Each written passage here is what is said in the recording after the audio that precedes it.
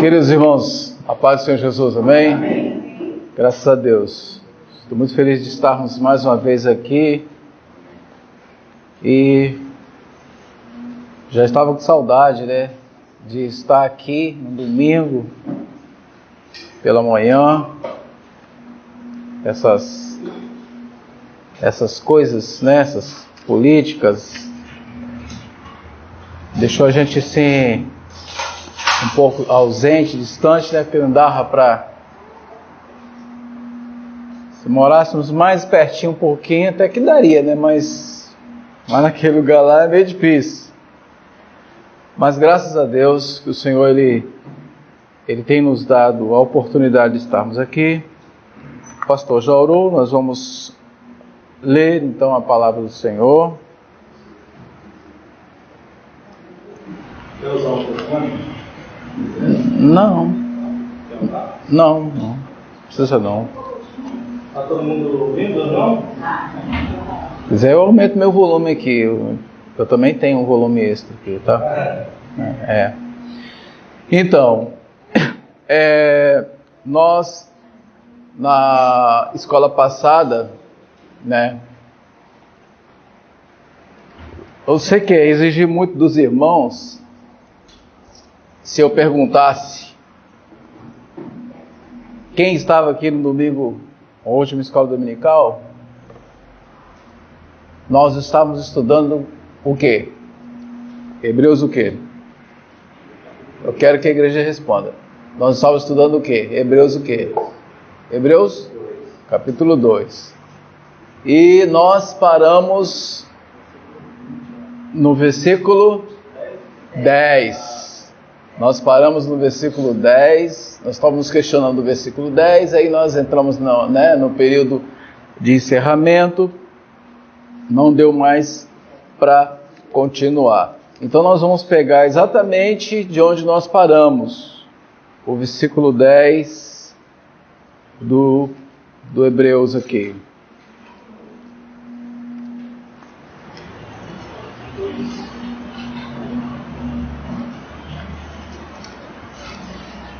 Hebreus capítulo 2, nós vamos ler, nós já éramos, mas está bem adiantado, quase, ou no quarto capítulo desse livro, se não fosse pelos os atrasos aí devido às eleições, né? Glória a Deus. Vamos lá. Nós vemos... no início, né, nós começamos a ler e nós temos aqui a seguinte observação, né, do versículo 1, eu vou passar logo para o versículo 10, que diz que convém nos atentar mais diligentemente, né, com mais prudência, atentarmos com mais veemência, estarmos observando, né, as coisas que estão acontecendo, para as quais coisas que já temos ouvido, para que em tempo algum nos desviemos dela. O conselho do escritor aos Hebreus é que nós não venhamos aqui apenas ouvir e perder o nosso tempo, mas colocarmos no nosso coração a cada dia aquilo que nós estamos aprendendo da palavra do Senhor e atentar para que nós não percamos o nosso tempo, guardando tudo aquilo que foi ensinado, que está sendo ensinado pelo Espírito Santo, aquilo que o Senhor ele tem falado conosco. E no versículo 10 de aos Hebreus 12, nós lemos: porque convinha que aquele para quem são todas as coisas e mediante quem tudo existe, trazendo muitos filhos à glória, consagrasse pelas aflições o príncipe da salvação deles. Fico olhando, irmãos, essa passagem. Estou comentando já, porque eu não vou ler tudo, que nós já lemos ele todo, né? Já. Deus consagrando a nós, o príncipe da salvação deles, da nossa salvação, o príncipe da nossa salvação. Nós, quando vemos essa passagem, nós entendemos que Deus está falando à descendência de Abraão. Ou seja, está falando diretamente aos hebreus, não é? Só que uma coisa maravilhosa que acontece é que quando ele estende essa parte aqui, ele começa a falar diretamente conosco.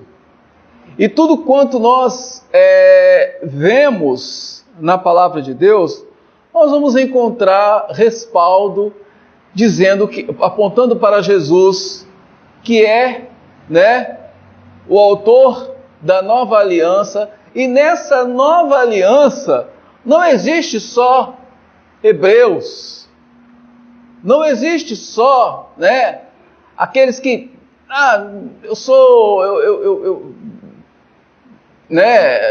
eu gosto da lei de Moisés, né, eu gosto da lei de Cristo. Não existe distinção. Ele está chamando a atenção porque o príncipe da nossa salvação morreu por todos nós, fazendo uma nova aliança conosco e nos intitulando de filhos.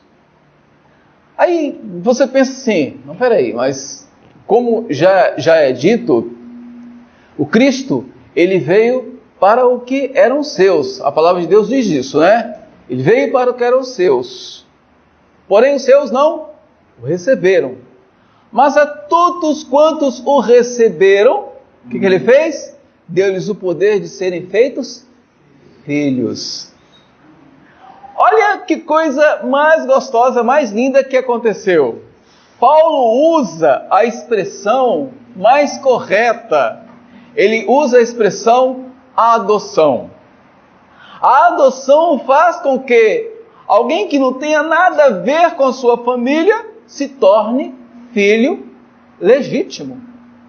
Você adotou, você assinou um termo, você assumiu a responsabilidade daquela pessoa, daquela vida que você adotou, você está assumindo um termo. A partir de agora, ele é nosso filho. Ou seja, ele é filho, ele passa a ser herdeiro do patrono daquela casa. Herdeiro do sacerdote daquela casa. Ele passa a ser herdeiro legítimo. Então nós, como fomos adotados por Cristo, nós também somos filhos legítimos. E a herança que foi destinada aos filhos de Israel é a herança que foi destinada a nós. Tão somente se nós prosseguirmos em atentarmos, como diz aqui o versículo 1 de Hebreus 2, atentarmos e guardarmos todas as orientações do Senhor, nós somos filhos legítimos e vamos herdar aquilo que nos foi proposto pelo Senhor. Porque essa cidade futura, essa vida futura, essa herança bendita, ela não foi dada para os anjos. O escritor aos Hebreus diz, ela não foi dada para os anjos. Não, pelo contrário, ela foi dada aos filhos de Abraão. Ela foi dada aos filhos de Deus, essa herança. Então nós temos direito a essa herança. Se você for conversar com alguém que segue os ensinamentos hebraicos ali na risca, ele vai simplesmente falar para você que para você ser considerado filhos dessa promessa, ele vai lá lembrar você tem que ter circuncidado, você tem que guardar a lei, né? Você tem que guardar os mandamentos. Se você violar um só mandamento, você perde a sua eleição de filho, né? Eu conversei com um e E ele, não vou dizer que ele quase me convenceu, mas ele me mostrou todos os textos originais na Bíblia dele, todos os textos originais, e falou comigo. Aquele encontro nosso estava sendo quase que diário. Toda semana ele chegava, ele tem um laboratório, né? Ele chegava lá para entregar o laboratório para um dentista, e ele gastava lá 1 hora conversando comigo, como assim? Claro, me evangelizando, né? E ele ele fala um pouco, ele fala até o idioma lá deles lá, né? Ele tem um pouco de dificuldade com o português, mas eu entendo o português dele. Aí ele me mostrou a Bíblia na versão em inglês e os comentários, né, judaicos ali. Então ele começou a falar. Quando ele começou a passar para essa parte, né, de que eu devia me converter, que se eu quisesse fazer parte desse plano, eu tinha que ser assim, assim, assim, né? E nós temos um estudo assim, assim, assim. Eu olhei para o rosto dele e falei assim: irmão, a conversa está muito boa, mas eu vou ter que parar um pouquinho, que eu tenho que trabalhar um pouquinho. Aí comecei a sair fora dele, né? Porque nós temos que ter certeza absoluta e temos que ter a nossa mente aberta. Exatamente no momento em que você está ouvindo a palavra de Deus, em que você está ouvindo o ensinamento da palavra de Deus, porque como nós encontramos aqui na palavra do Senhor, o crente que se preza, o cristão que se preza, ele tem que ler a palavra de Deus. Porque se ele lê a palavra de Deus, se ele observar a palavra de Deus, ele não vai ser levado por qualquer vento de doutrina, por qualquer ensinamento herético. E é muito fácil você construir uma heresia, fazer uma heresia e fazer uma pessoa crer na heresia. Biblicamente, é muito fácil. As pessoas isolam determinados pontos, né? Não vão pelo contexto daquilo que ele está lendo, vai logo para a aplicação do texto e abre ali um leque de informações que, se você for olhar, você fala assim: caramba, o que ele está falando aqui é tudo certo. Uma vez eu estava no ponto de ônibus, vindo para casa, parou um testemunho de Jeová, não, Mormon, aquele da plaquinha. Parou um Mormon e ele começou a pregar, a falar conosco. Deu uns folhetos, estava eu e meu irmão. Aí eu comecei a ouvir, comecei a perguntar, ele começou a falar sobre a volta de Cristo, como vai acontecer, o que vai acontecer, o que não vai, tal. Abri a Bíblia dele, esfolheava a Bíblia dele, pegava toda marcada a Bíblia, né? Os textos dele, todos marcados. Quando ele terminou, eu falei assim: rapaz, que palavra boa que você deu, muito bom mesmo, hein? Quando ele se foi, meu irmão olhou para mim, meu irmão mais velho, está nos Estados Unidos agora, e falou assim: Vicente, eu estava olhando para sua cara, faltou isso assim para você se converter. Você se converteu? Você se converteu? Eu falei: rapaz, quase que ele me leva ali, rapaz, quase, rapaz. Mas ele foi tão categórico, tá? Então as pessoas, elas exatamente estudam a palavra de Deus para distorcer a palavra de Deus. É isso? Foi isso que o adversário fez. Nós lemos isso em Mateus 4 e vimos, né? João também, eu acho que mesmo capítulo quase, né? Acho que deve ser, mesmo capítulo. Então nós lemos também essa passagem, que Jesus foi tentado pela palavra. O diabo usou toda a palavra. Ele estava falando alguma mentira ali? Não, ele não estava falando mentira. Ele estava falando verdades que estavam escritas na palavra de Deus. Tudo que você vê que o diabo está falando, tem uma referência bíblica mostrando onde que está. No livro de estudo aqui, a referência mostra exatamente onde é que está a palavra que ele está usando. Só que nós temos que ter muito cuidado, porque o enganador, ele usa exatamente da palavra e sabe com muito mais prazer, com muito mais mérito, do que nós. Eles são caprichosos para estudar, para ler a palavra, para se certificar de que ele vai ter bom êxito naquilo que ele vai falar. É o que nós devemos fazer também, né? Temos a certeza. Então, por que convinha que aquele que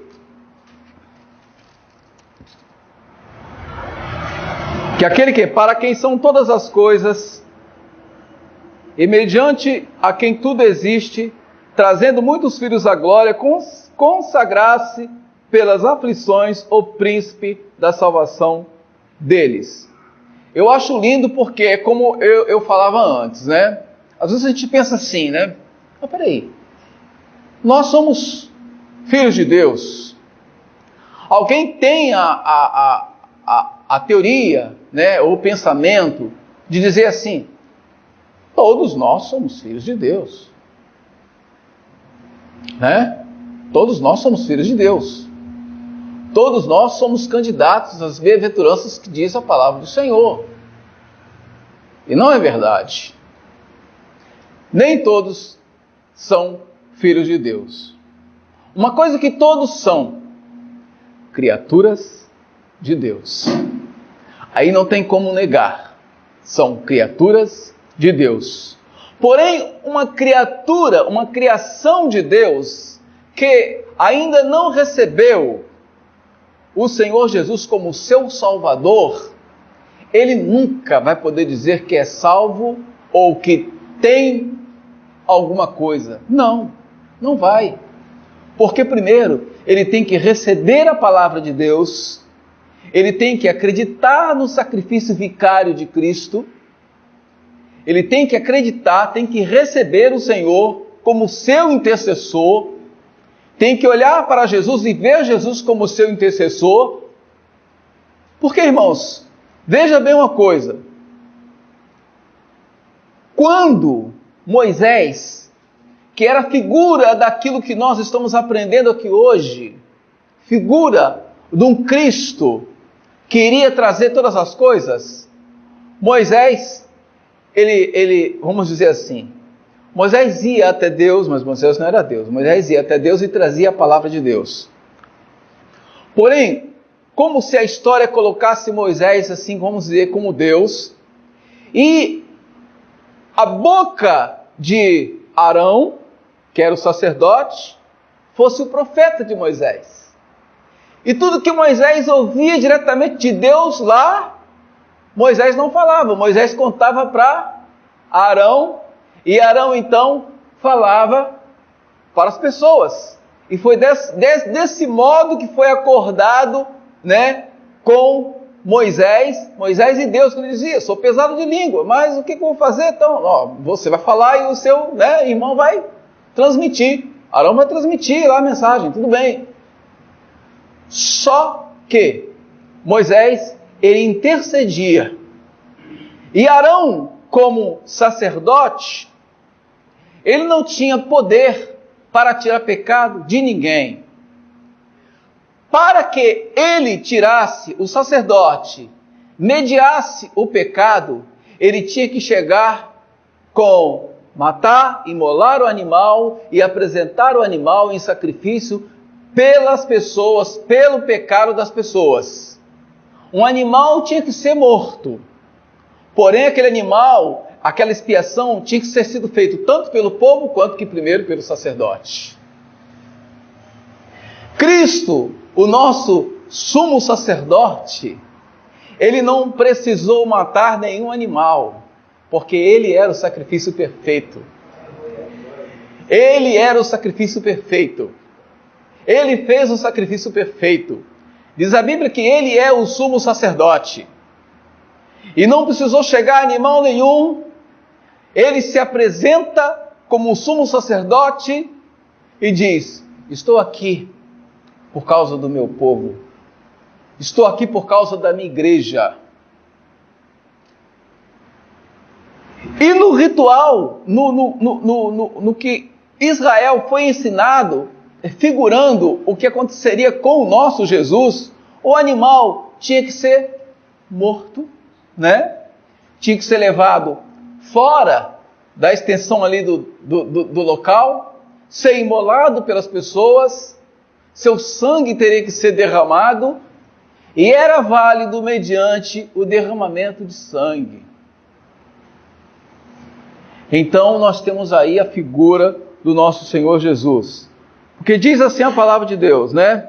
O versículo continua dizendo assim: trazendo muitos filhos à glória, consagrasse pelas aflições o príncipe da salvação deles. Agora, quando você olha para esse versículo e fala assim, consagrasse pelas aflições o príncipe da salvação deles. A Bíblia diz que Jesus, ele precisava, os escritores hebreus diz, que ele se aperfeiçoa. Quando nós, vamos lembrar de novo, quando nós falamos em aperfeiçoar alguém, nós lembramos logo de melhorar alguém, né? Fazer aquela pessoa um pouco melhor do que é o sentido do aperfeiçoamento.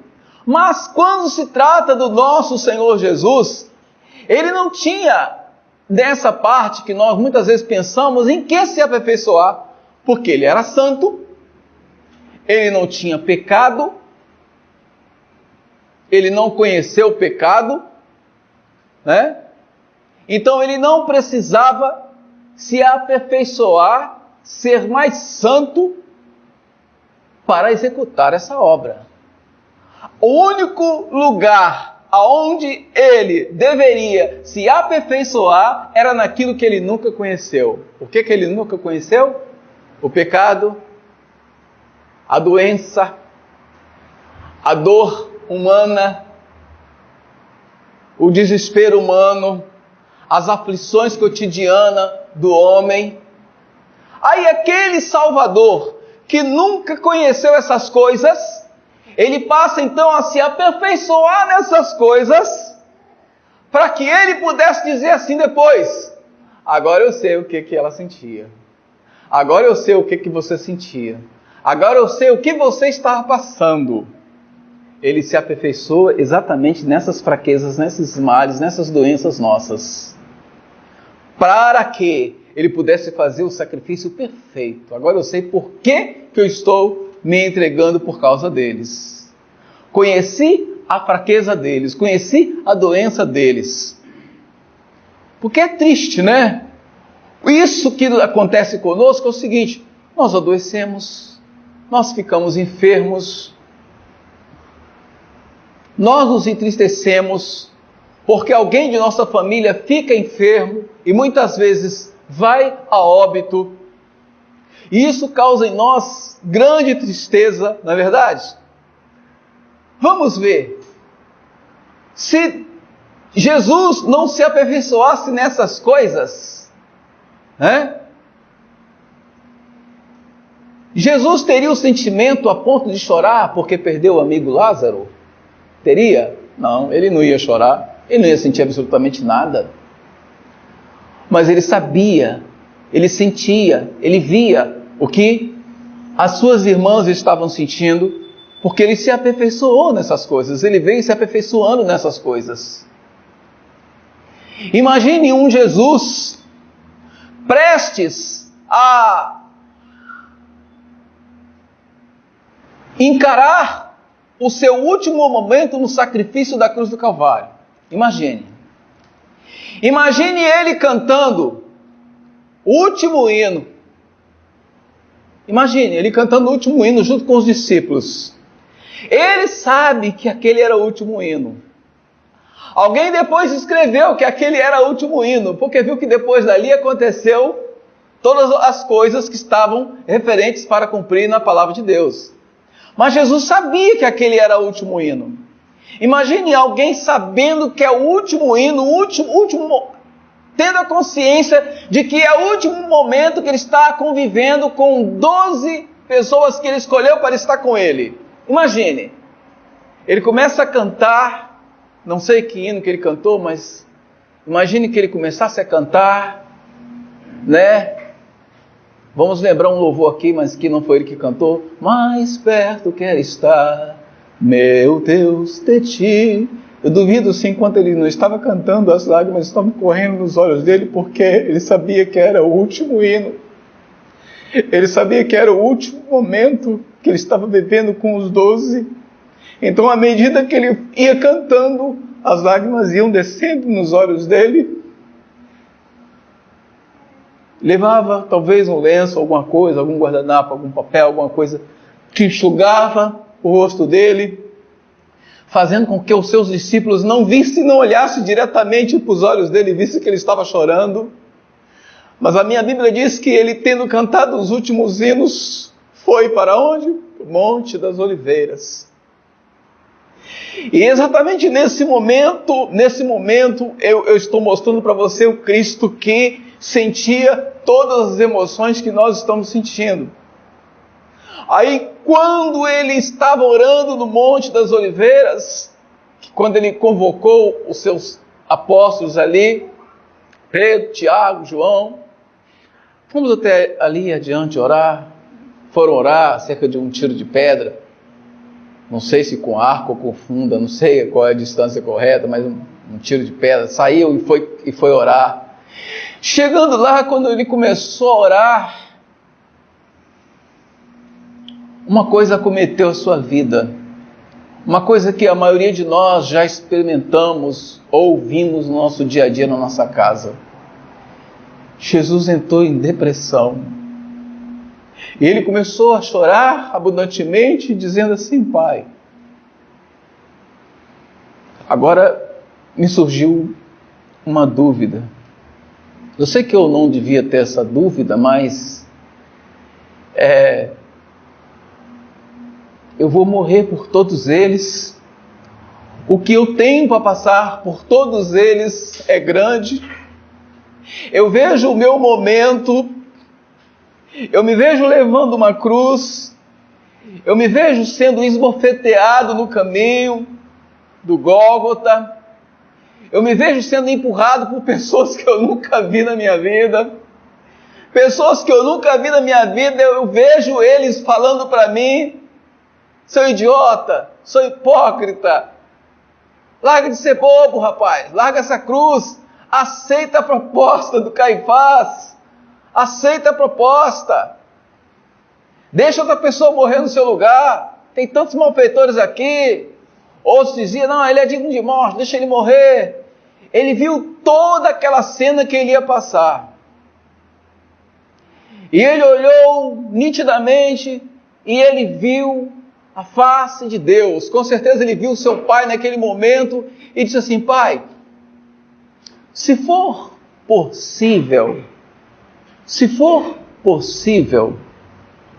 como se não fosse possível, passa de mim esse cálice. O cálice era amargo.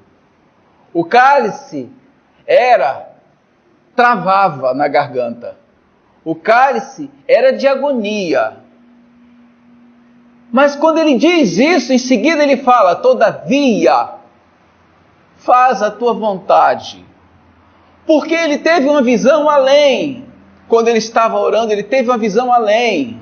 Apesar do sangue escorrer pelos seus poros e cair no chão, por causa da agonia que era grande que ele estava sentindo, ele viu nós salvos, ele viu a nós libertos, ele viu nós totalmente fora do alcance do pecado. Então ele diz: todavia, faz a tua vontade. Ele estava dizendo para o Senhor assim: eu estou pronto agora. Agora eu tenho a certeza absoluta que vim fazer a coisa certa.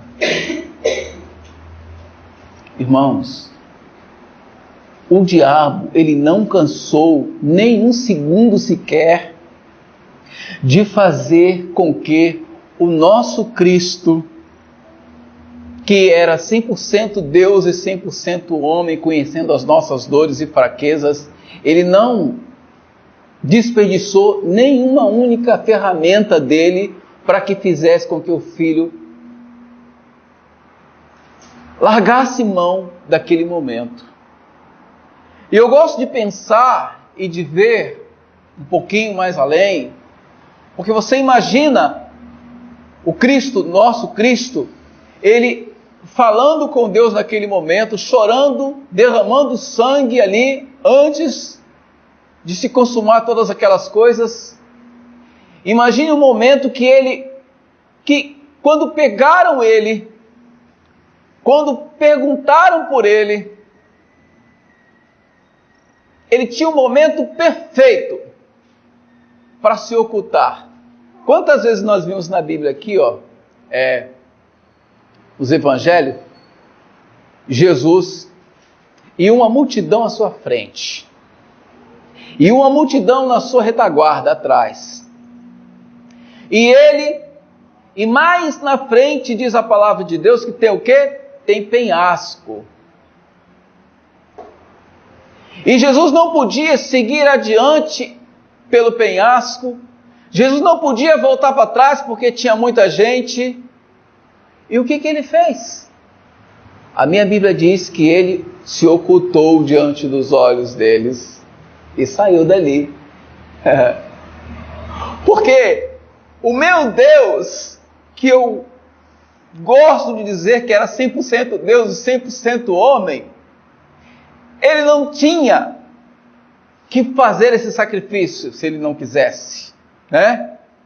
Ele podia se ocultar diante dos olhos da multidão furiosa e simplesmente dizer assim: não quero morrer por eles, não quero. Mas o sacrifício perfeito tinha que existir. Todos os sacrifícios tinham que existir. Quando a Bíblia diz aqui, o Hebreus diz que Moisés foi um fiel na casa de Deus, essa casa fala exatamente do tabernáculo.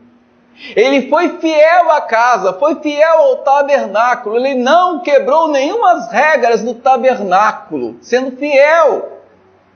E outra coisa, que ele foi muito fiel com respeito ao tabernáculo, é que o tabernáculo de Deus, ele tinha que ser feito de acordo com como Deus ordenara para que isso fosse feito. Tinha o quê, pastor?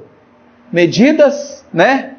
Alturas, profundidades, largura, tudo isso foi mostrado por Deus para Moisés, e Moisés foi escrevendo. Peraí, ele quer a largura assim, ele quer 2 querubins, um aqui, outro aqui, ele quer que as asas desse se encontrem com esse, tudo bem, ele quer assim vai ser, assim vai ser. Chama lá um engenheiro, um arquiteto, alguém que vai conhecer da história, né?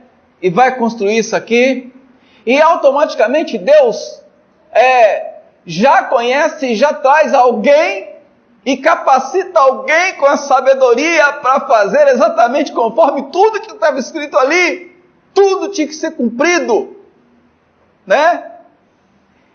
Então, tudo aquilo, ele foi fiel na casa de Deus, fiel com respeito ao tabernáculo, mostrando a perfeição. E olha, ele sendo homem, Moisés, ele foi fiel àquilo que Deus falou para ele. Como não seria o nosso Cristo, a nossa perfeição, né, em sacrifício? Então, nós encontramos na palavra de Deus, quando eu leio, porque assim o que santifica como os que são santificados, são tantos são todos de um, por cuja causa não se envergonhe de lhe chamar irmãos. Ou seja, no versículo 11 aqui, como os que são santificados, nós que somos santificados, né? Como que santifica, são todos de um. Aquele que santifica, que é o nosso Deus, o nosso sacerdote, ele veio de quem? Ele veio de Deus. Ele é o Adão perfeito, né? A figura do Adão, quando nós vemos assim, o mundo da situação que está, algumas pessoas na ignorância diz: a gente sofre assim, a gente tem que trabalhar todo dia, a gente tem que dar o sangue para poder receber o salário, por causa do infeliz do Adão, né? Mas ele esquece de lembrar que Adão foi só uma figura daquilo que seria perfeito que viria, que era Jesus.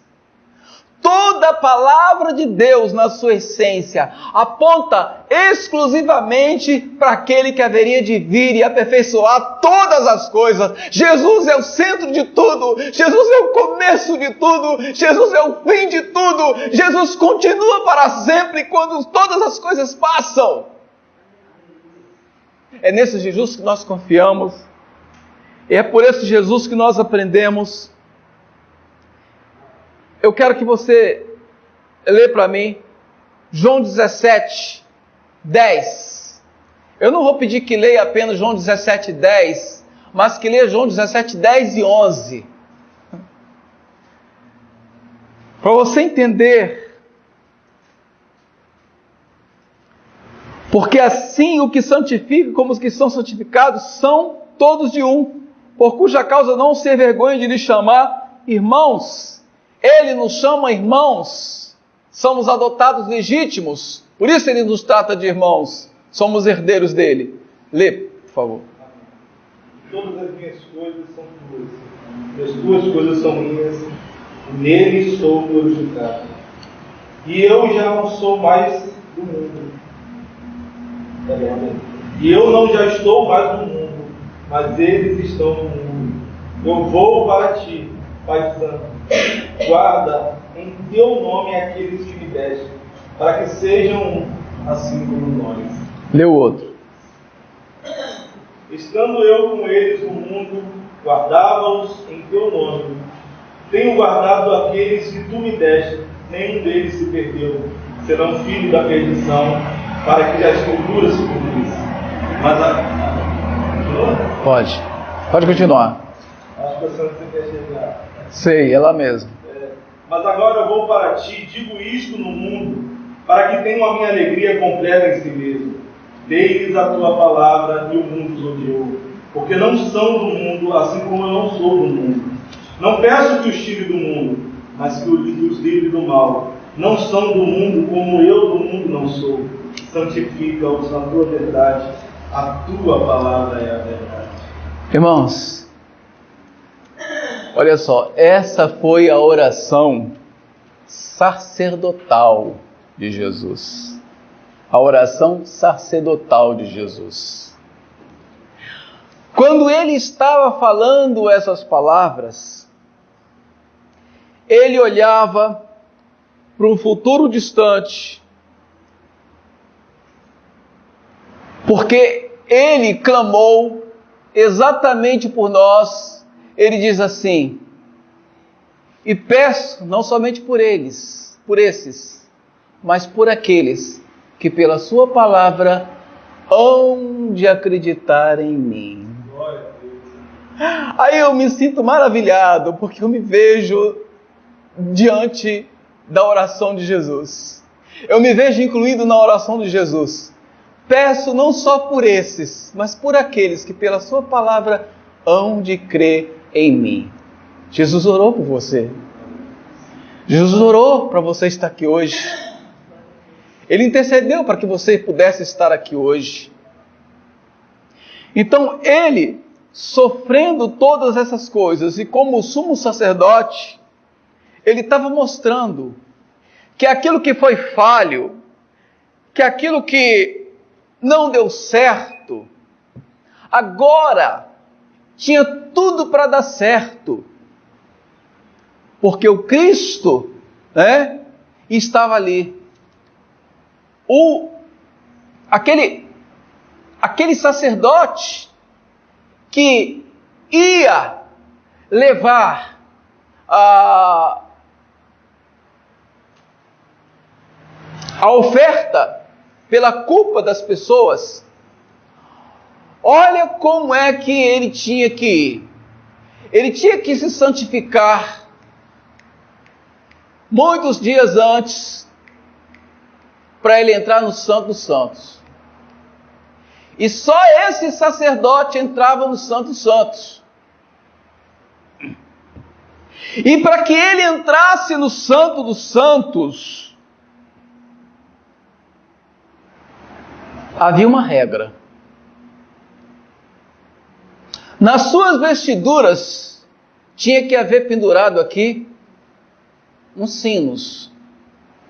Sinos? Por que ele tinha que ter pendurado sinos ali na roupa? Fazia parte da vestimenta do sacerdote que ia entrar no Santo dos Santos. Por que ele tinha que usar os sinos?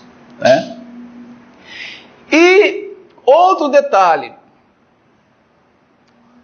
Era amarrado, vamos dizer naquilo que nós entendemos, uma corda nas suas vestes, aqui atrás. Provavelmente no seu lombo, na sua cintura, né? E eles iam. E os outros sacerdotes que não iam entrar lá, aqueles que ficavam mais próximos ali, ficavam atentos, ouvindo.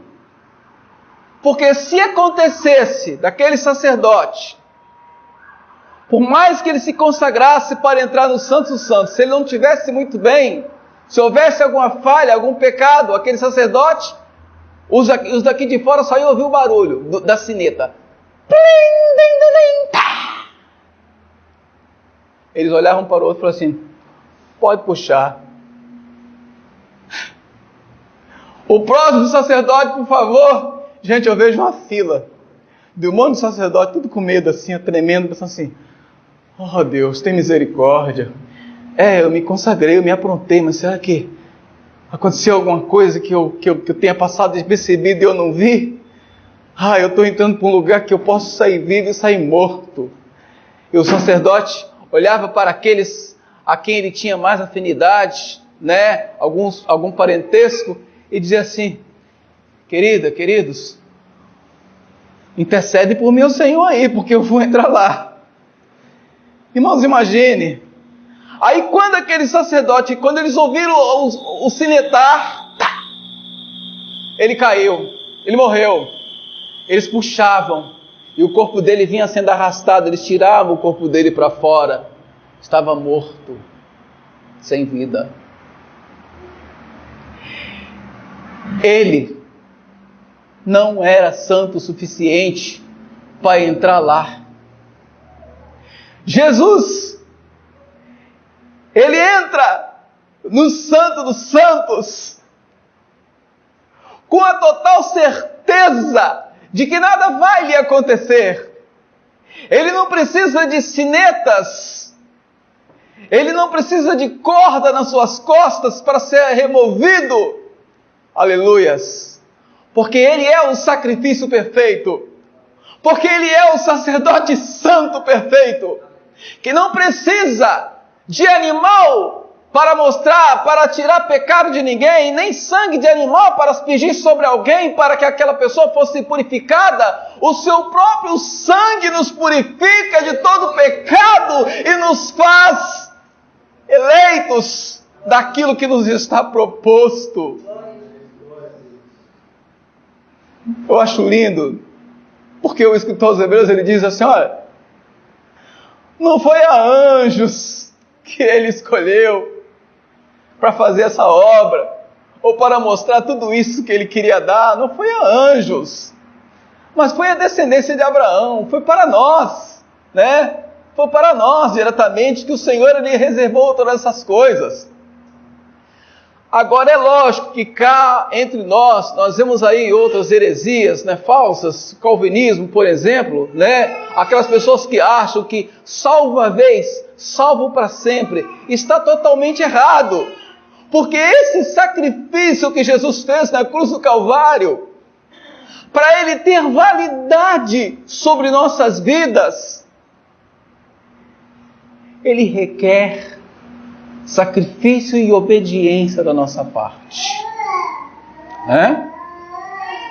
O que vai nos amadurecer e nos preparar para entrar nas bodas do Cordeiro é o nosso estudo, a nossa aplicação à palavra, a nossa sede, a nossa vontade e querer de meditar na palavra. Nós temos que alcançar a sede e a fome que encontrou Davi. Oh, quanto amo a tua palavra! É a minha meditação. Dia sim, dia não? Todo dia, né? Ele falou, é a minha meditação todo dia. Irmãos, é triste falar isso, eu sei com experiência, que nós temos uma vida corrida, fadigada, né? Cheia de intempéries, surpresas que nós estamos esperando. Mas olha, ler a palavra de Deus todo dia, talvez logo que você levante pela manhã, ou depois que você chegar do seu trabalho exaustivo, cansado, lê a palavra todo dia. Não custa nada, não é difícil abrir a Bíblia.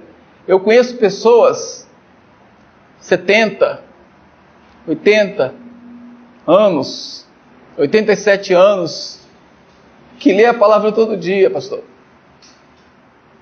Que antes de dormir, ela abre a Bíblia e fica ali algumas horinhas, mesmo depois de ter tomado o remédio para dormir, lendo a palavra de Deus.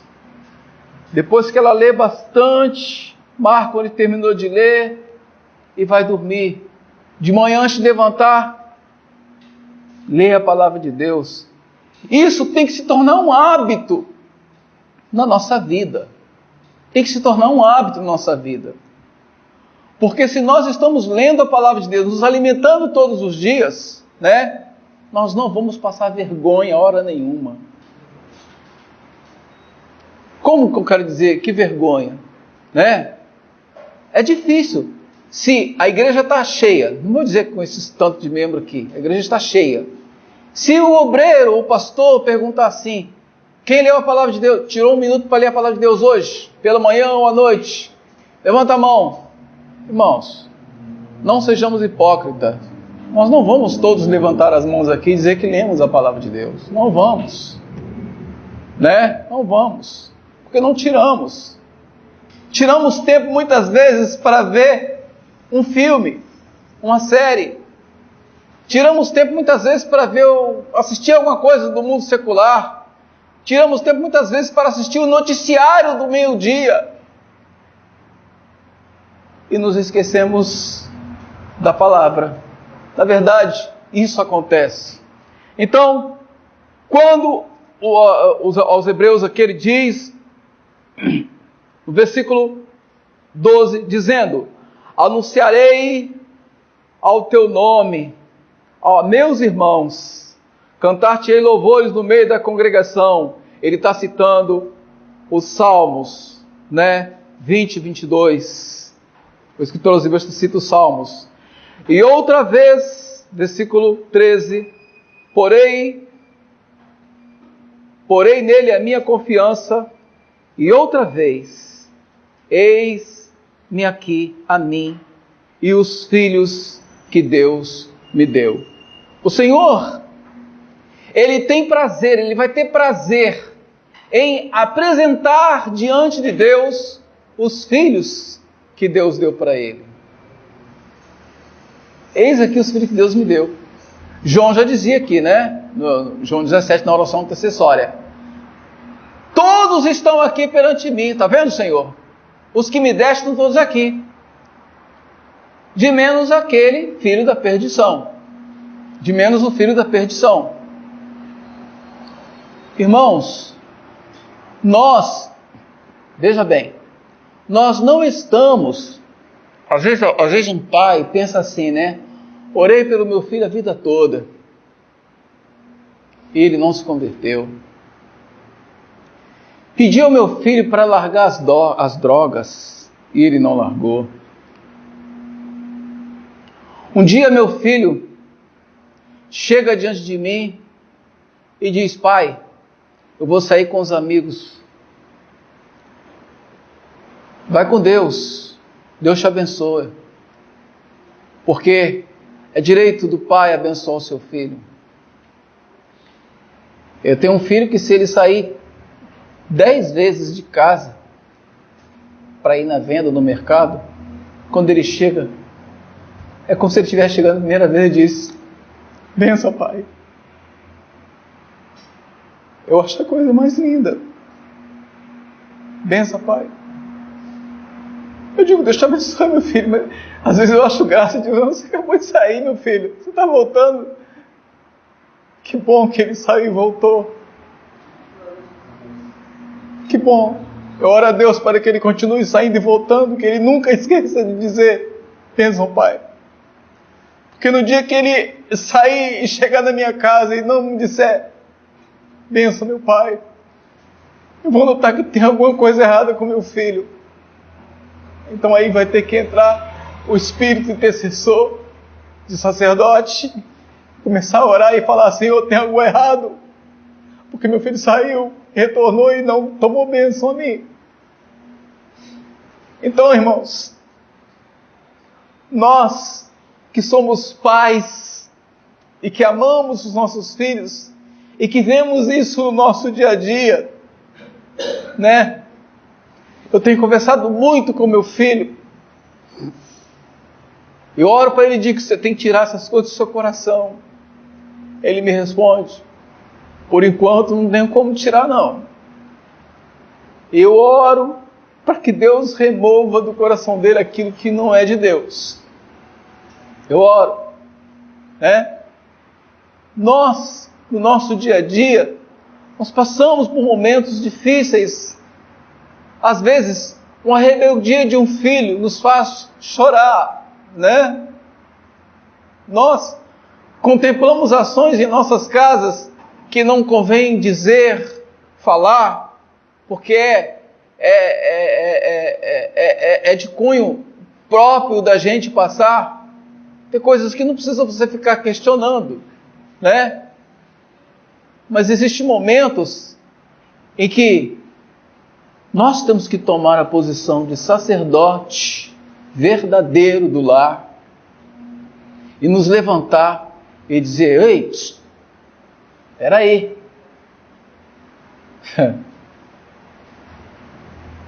Eu zelo por essa casa depois de Deus.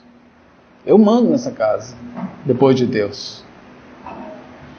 Então, toma o seu lugar. Você não tem o direito de fazer isso assim, assim, assim, não. Né? Eu tive que encostar meu filho na parede e falar com ele assim, ó, ou você aceita a situação, ou você escolhe um lugar para você ficar, porque dentro da minha casa,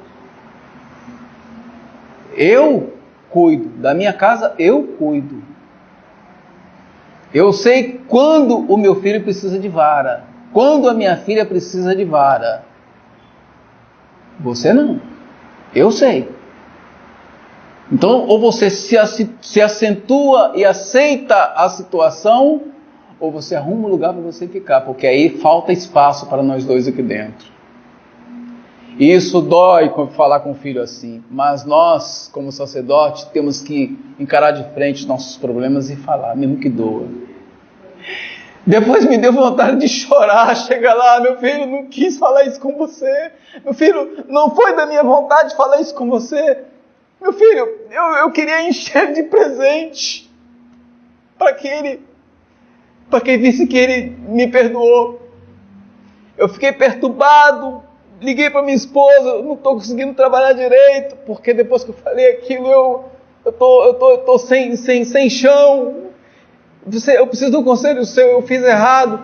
Não, você agiu como pai. Obrigada, sábia senhora. Obrigada. Eu agi como pai. Então pensa, Deus agindo como nosso pai. Pensa, volta para a palavra, Deus agindo como nosso pai. Somos filhos? Somos. Somos rebeldes? Somos. Alguns de nós mais do que os outros.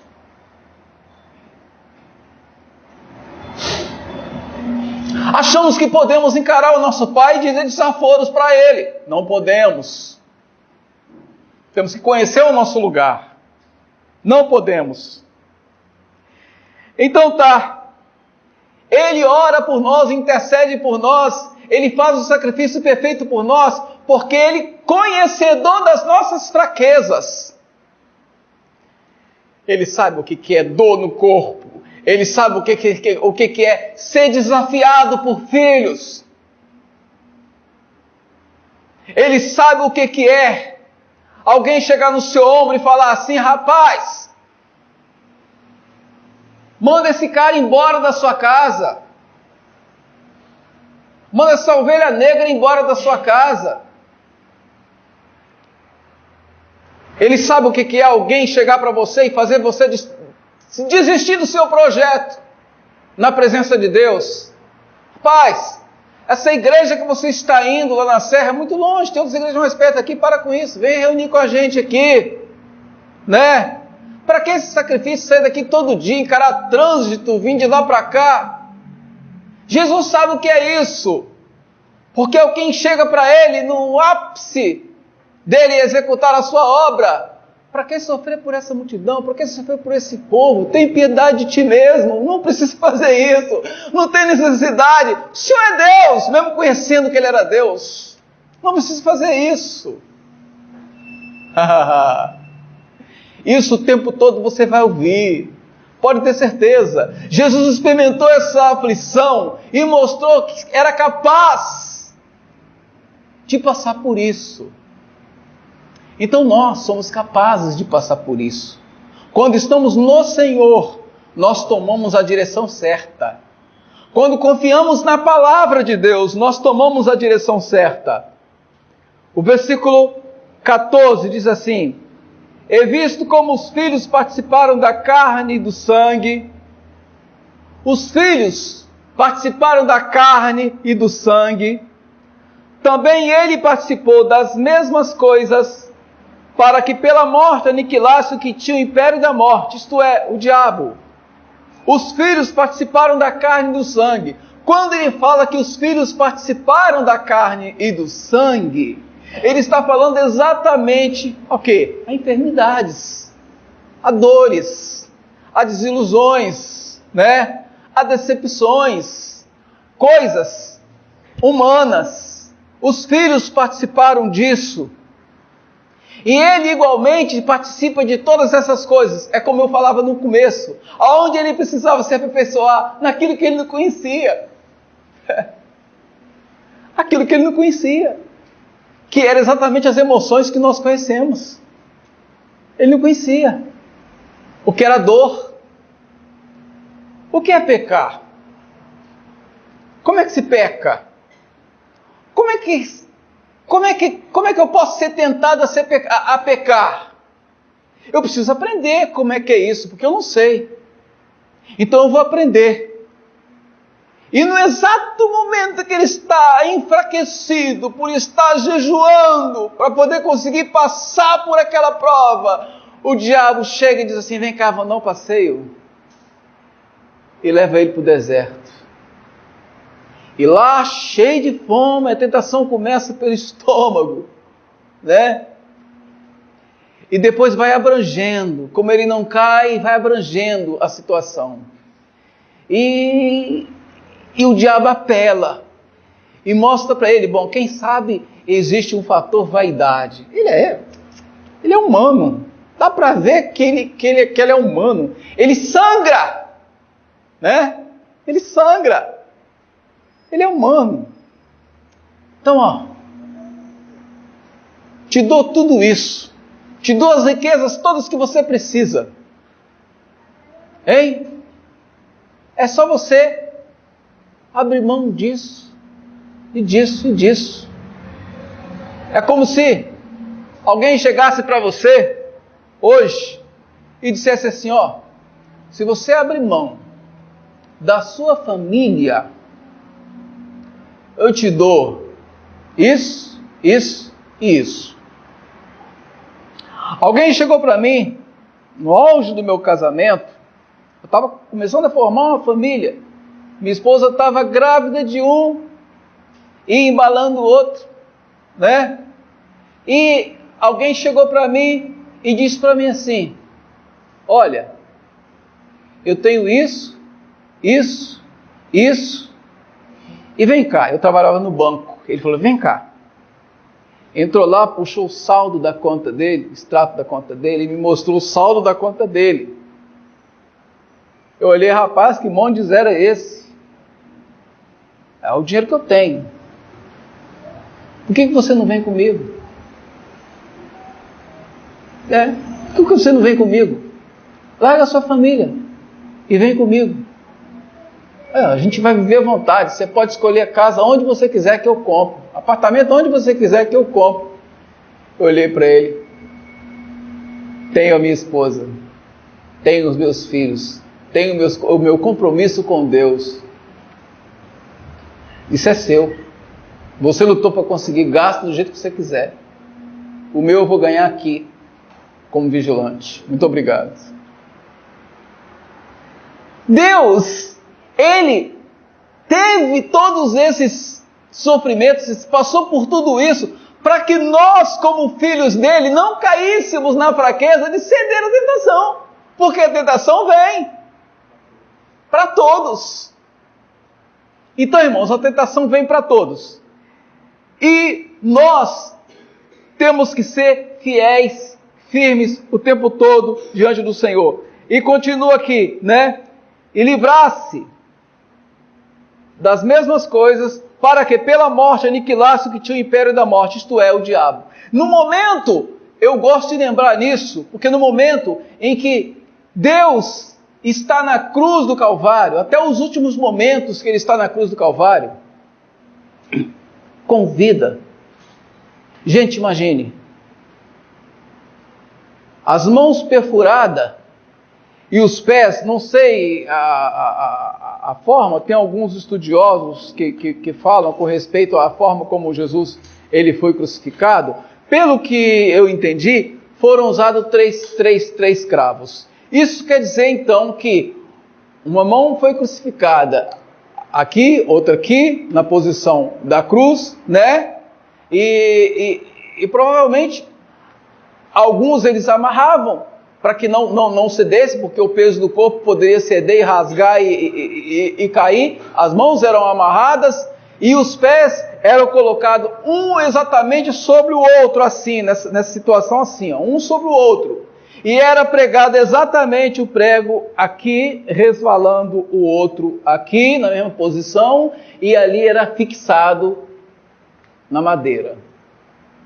E dessa forma que o Filho ficou pendurado na cruz do Calvário, segundo o que eu entendo aqui da palavra do Senhor.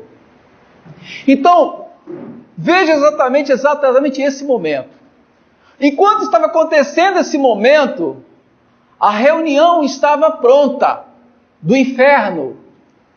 O inferno desceu. Pode ter certeza.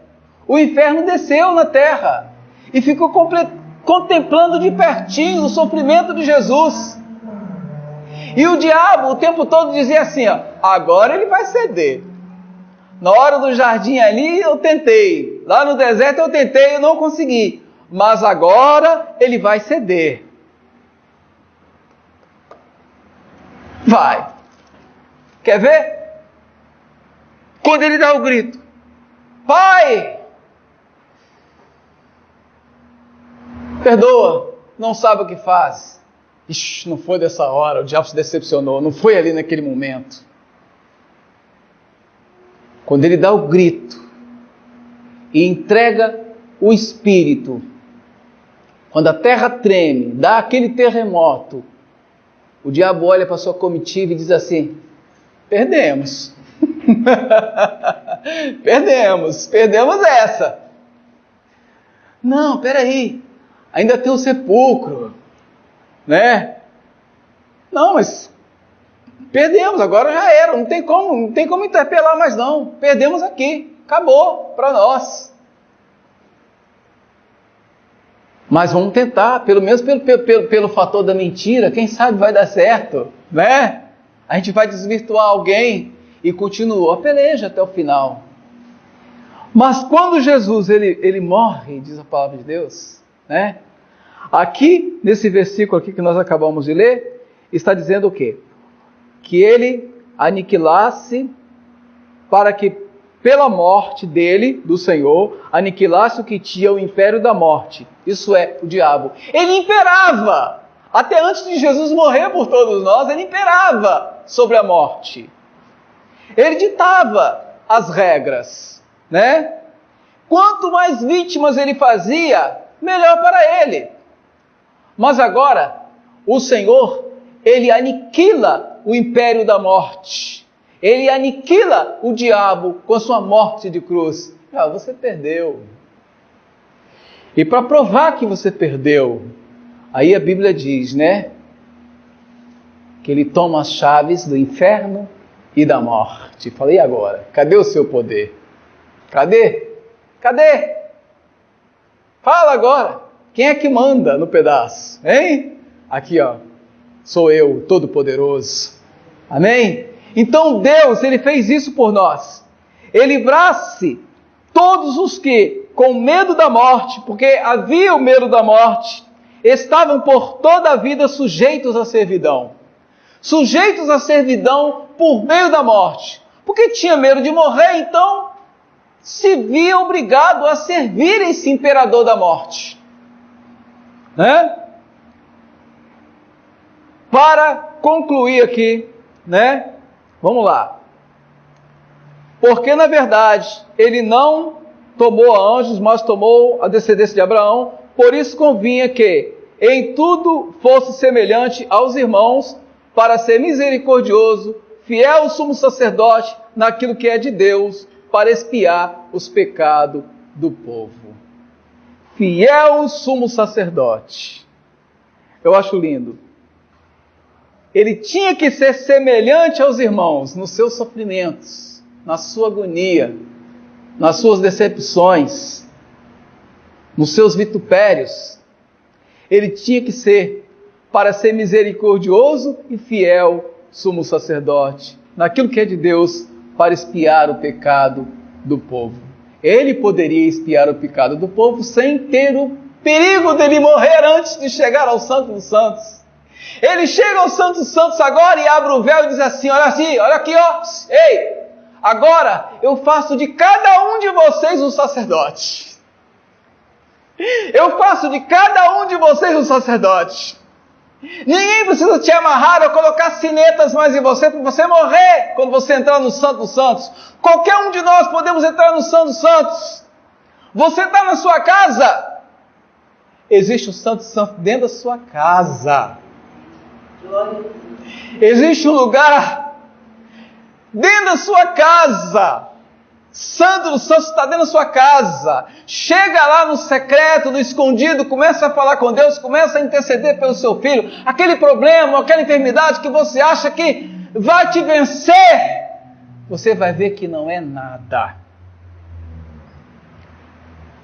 Concluindo aqui, só concluindo para nós chegarmos na próxima etapa, para nós fecharmos, orarmos aqui agora. O capítulo 3, o primeiro e o segundo versículo eu quero ler. Lê com os irmãos e deixar uma citação. Diz assim: por isso, irmãos santos, participantes da vocação celestial, considerai a Cristo Jesus apóstolo e sumo sacerdote da nossa confissão, sendo fiel ao que o constituiu, como também o foi Moisés, em toda a sua casa. Eu quero que você lê para mim, acho que é Filipenses 3:14, Filipenses 3:14.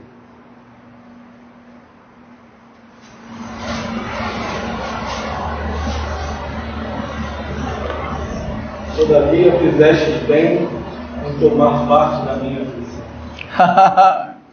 Muito obrigado, Jesus. Todavia fizeste bem em tomar parte da minha aflição. O Senhor, Ele fez um bem enorme em tomar parte da nossa aflição. Porque isso faz nos lembrar das primeiras palavras de Jesus, né? Às vezes a gente pensa assim, oh, meu Deus, como esse mundo é mau, tudo vai caminhando para um lugar tão terrível.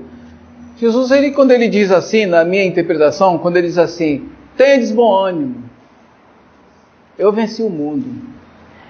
Ele está dizendo para mim que Eu continuo no mundo, e o mundo é meu inimigo, mas o meu inimigo é um inimigo que está vencido. Gente, por que eu vou temer um inimigo vencido? Um inimigo que é fraco, que não pode mais me vencer, se Jesus já venceu ele. Amém? Uma palma de salva para o Senhor Jesus. Toda a glória seja dada ao Senhor nosso Deus. Graças a Deus. Aleluia. Vamos nos preparar para o próximo, tá? Aos Hebreus 3. É só festa a palavra do Senhor. Amém.